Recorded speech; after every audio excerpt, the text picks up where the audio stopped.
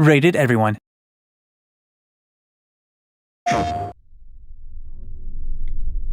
everyone, and welcome to the PlayStation Competition Centre with myself, Brandon Smith. And Richard Buckley. Today we're looking at FIFA 22, but more importantly, custom tactics and formations that you can use to either help you win games or to come back from a losing position, right? Yeah, absolutely. We're using Man City as the guinea pigs in this situation. They're going to be the team that we are using for winning, if you need a tactic or an instruction, if you're trailing in a game, or just how to start the match. And that's where we're going to start with my particular formation, tactics, and instructions I would use on a team like Manchester City. Firstly, it's a 4-3-2-1. It plays really nice to how FIFA 22 is currently sort of sitting in terms of the gameplay. Finesse shots are really strong at the moment. The midfield battle is where you need to be good. You need to be able to move the ball quickly, but especially in that attacking areas, you want to flood players forward. And that is what we've got right here.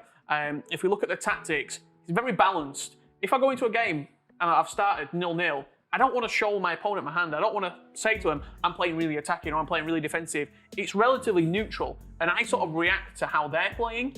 As you can see, width 51. I like that extra one, just to give me a little bit more in the wide areas. Depth on 50. Literally everything is balanced. I've found that when playing, especially sort of FIFA 22, the more that you put the instructions and tactics on, maybe things go a little bit astray. You find Rodri up at left wing, you see Gundogan not in those central areas. The only big change that I've made, which I know a lot of the pros are using, and me personally, I've had really good success with this on Ultimate Team, fullbacks on stay back while attacking. However, a new instruction this year in FIFA 22 is the defensive positioning. You can either have it on step up or on stick to position. I use both centre-backs on step up. This means that they will attack the ball. They'll step up and try and get in front of the central striker, nick the ball off his toe. It means that your defence isn't dropping deep, not allowing finesse shots to be sort of had freely from your opponent, and you can really press the opposition higher up the pitch. And that surprises me as well, because you've got balance. There's so many ways you can change your team around with custom tactics and player instructions. So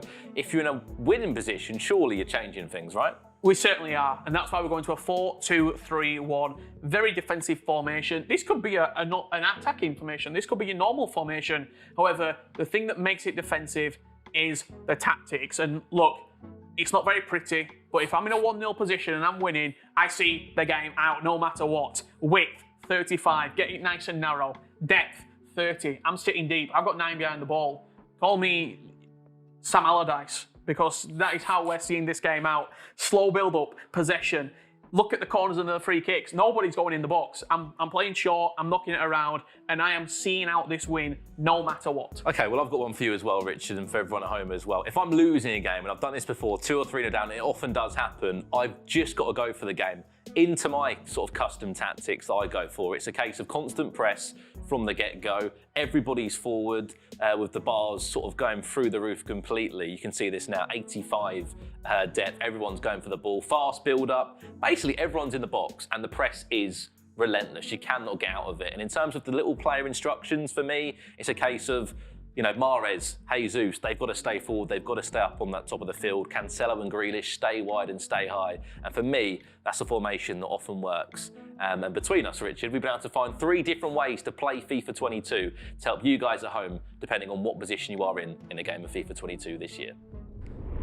And also, don't forget that if you fancy trying your chances at some FIFA on the PlayStation Competition Centre, you can get yourselves involved via the PS4 Events tab or online at the PlayStation Competition Centre, where you can win some prizes such as cash, FIFA points, or even some in-game avatars. So make sure you get yourselves involved. But for now, it's a goodbye from us, and we'll see you again very soon here on the PlayStation Competition Centre. PlayStation